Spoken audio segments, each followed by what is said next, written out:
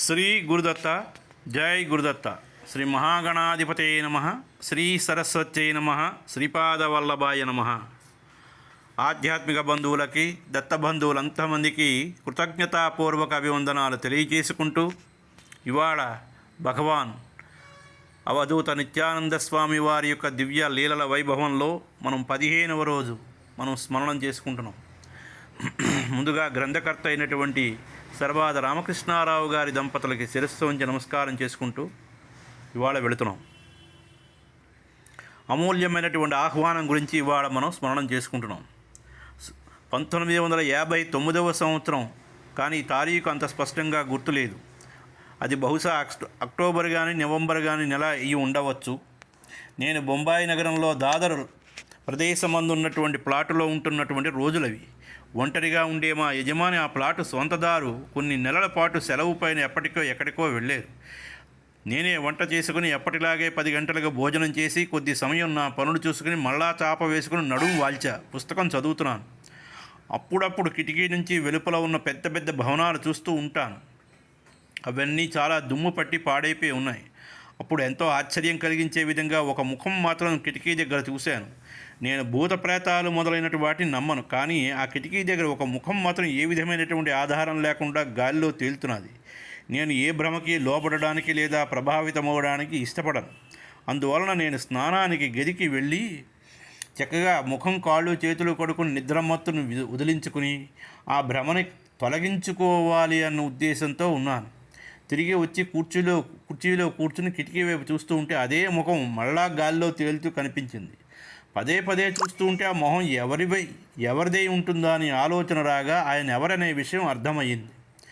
కొద్దిగా ఆయన గురించి తెలిసి ఆ ముఖం బొంబాయిలో ఉన్నటువంటి అనేక దుకాణాల్లో మరియు హోటల్లో ఉన్న నిత్యానందుల స్వామి వారిదని గుర్తించగలిగాను.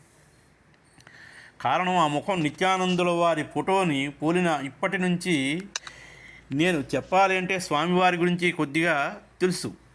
అదీ కాకుండా ఆయన గురించి కథల్లో చెప్పబడే సిద్ధులు స్వభావాలు నిజానికి నమ్మశక్యం కాకుండా ఉంటాయి. వాటి గురించి నాకు అంత ఆసక్తి కూడా లేదు. నేనిప్పుడు చూస్తున్నటువంటి దృశ్యం ఆయన కాదనడానికి నా మనసు అంగీకరించలేదు. అయితే భగవాన్ నిత్యానందుల స్వామి వారు బొంబాయి అన్ని ప్రదేశాలలో వాళ్ళచే పిలిపించుకుంటున్నట్టు స్వామి, నేను చెప్పేదేమని నేను కలగనడం లేదు. నాది స్వప్న దర్శనం కాదు. చాలా జాగ్రత్త అవస్థలోనే ఉన్నాను.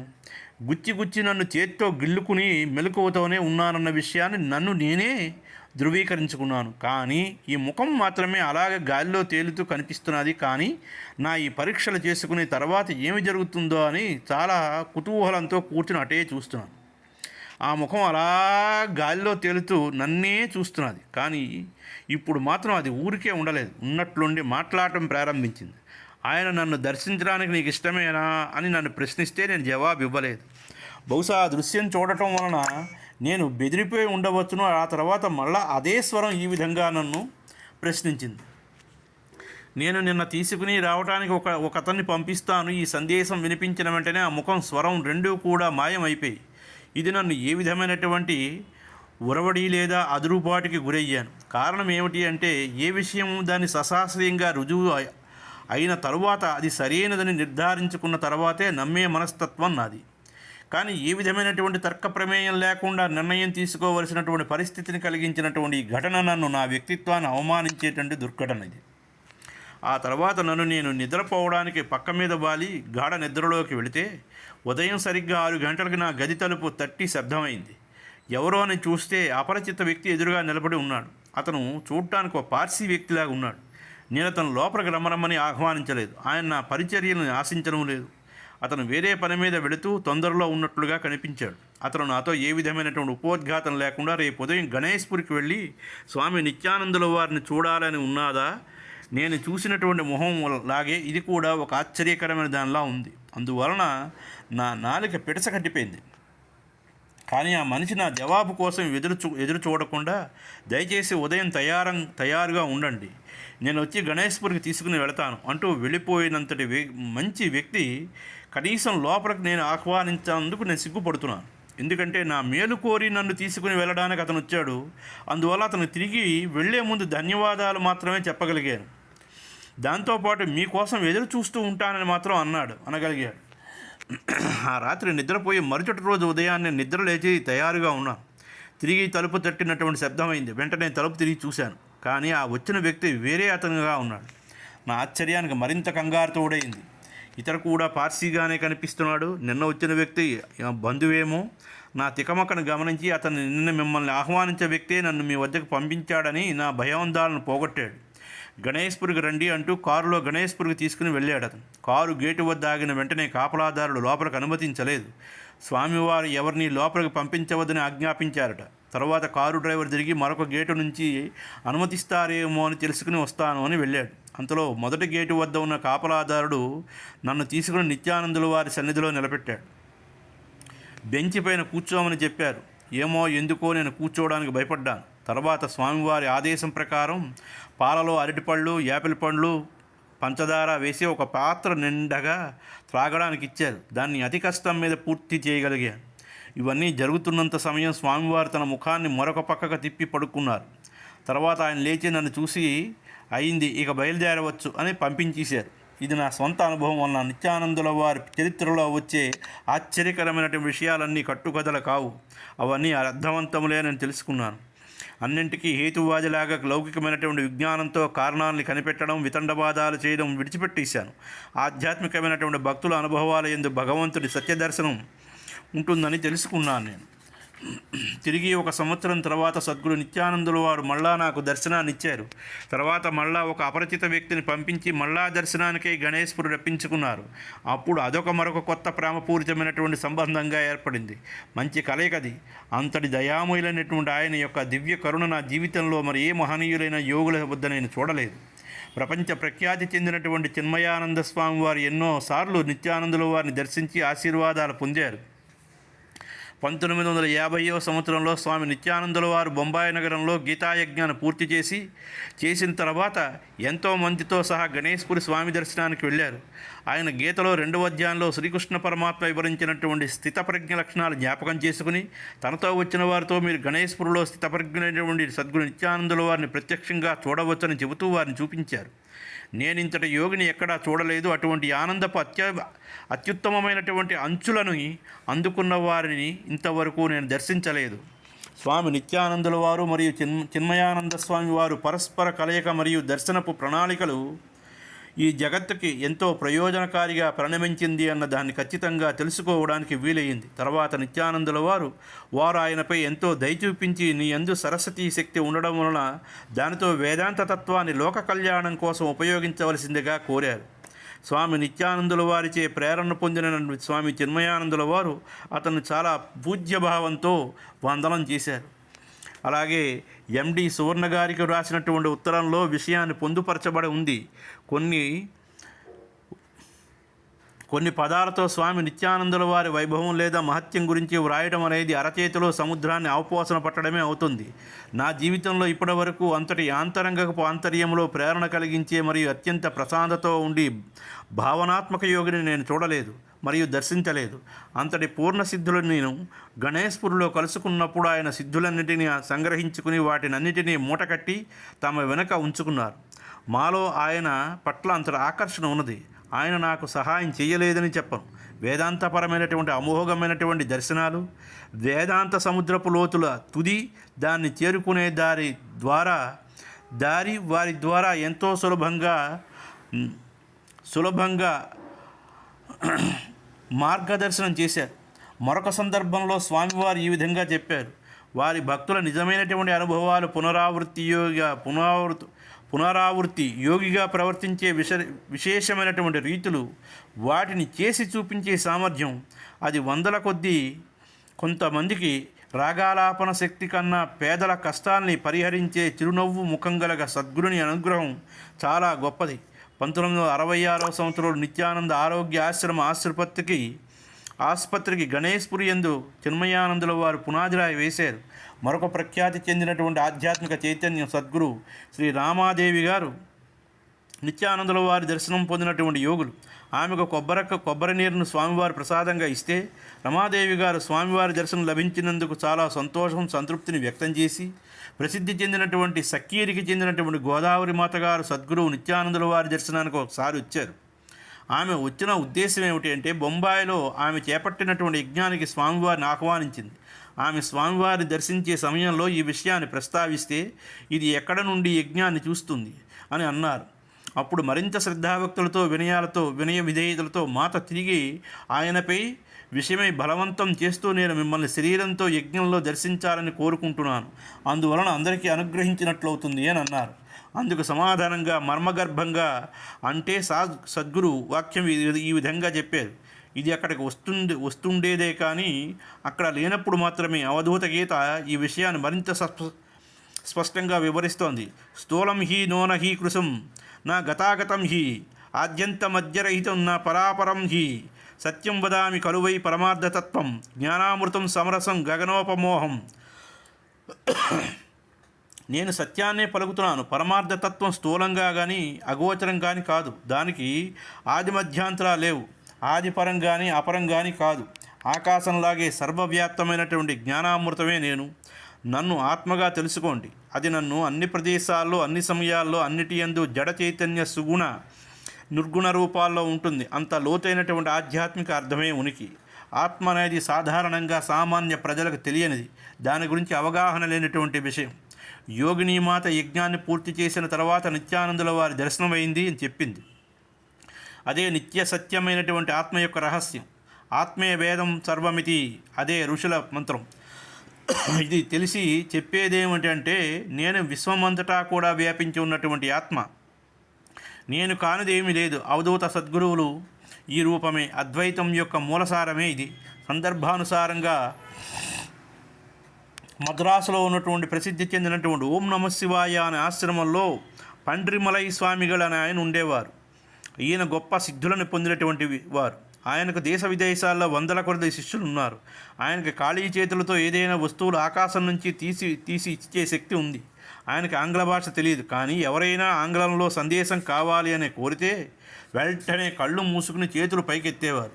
తక్షణమే ఒక చీటీ మాట్లాడి ఆంగ్లంలో నీ సందేహం ఆయన చేతి యందు ప్రత్యక్షమయ్యేది. అవన్నీ కాకుండా తమ భక్తుల కోసం సాలంకృతమైనటువంటి దేవత రాజరాజేశ్వరి దర్శనాన్ని కలిగించేవారు.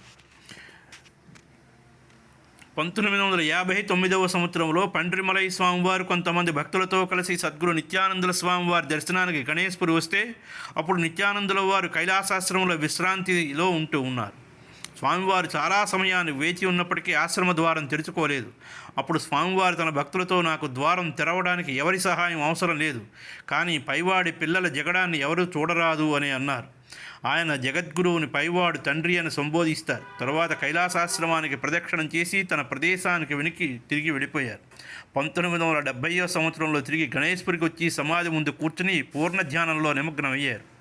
ఆయన మహాసమాధి యందు భద్రకాళి యొక్క దివ్యశక్తి ఉన్నాదని చెప్పారట. బహుశా ధ్యానం నందు ఆ భద్రకాళి దర్శనం ఇచ్చిందేమో.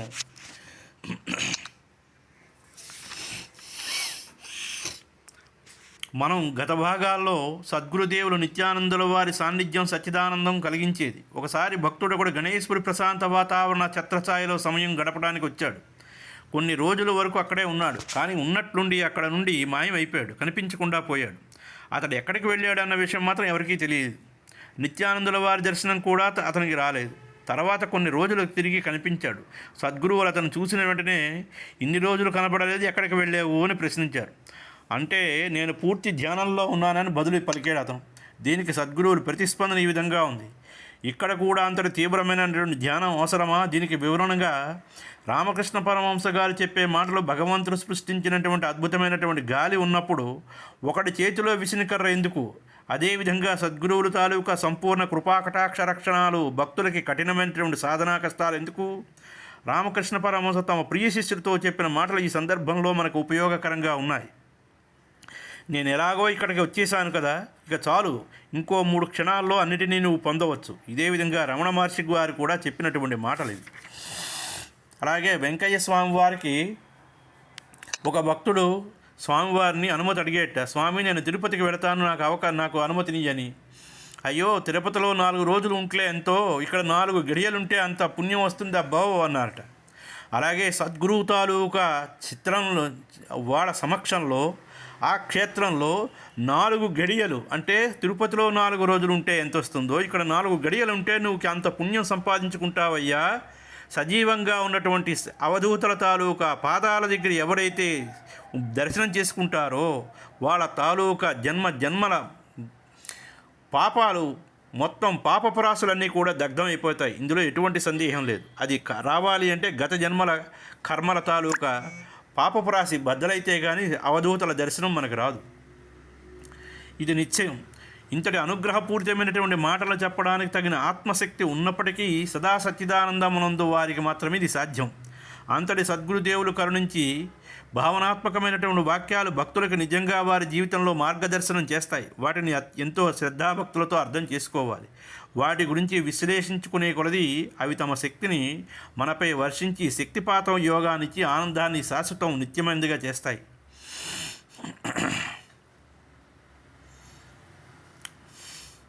1960వ సంవత్సరంలో ఒక రోజున సద్గురువులకి సమీపానికి వచ్చి ఒక అవకాశాన్ని 2 భక్తులు పొందారు. స్వామివారు ఏకాంతంలో ఉండ భగవంతుడా, భవిష్యత్తులో మా పరిస్థితి ఏమిటి అని వారిని ప్రశ్నించారు. వాళ్ళిద్దరూ 40 సంవత్సరాలుగా స్వామివారికి అనన్య భక్తులు.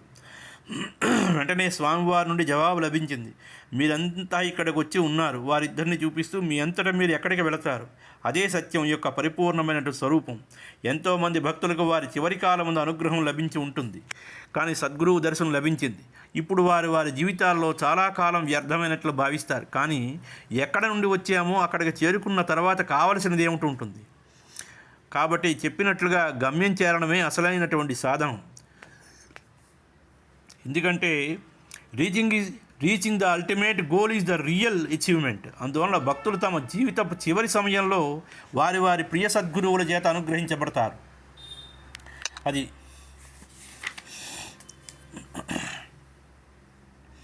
ఒకరోజు ఒక భక్తుడు సత్యనారాయణ స్వామి వ్రతం చేసి సద్గురువుల చేతిలో ప్రసాదాన్ని తీసుకుని వెళ్ళి ద్వారానికి ఎదురుగా నిలబడ్డాడు.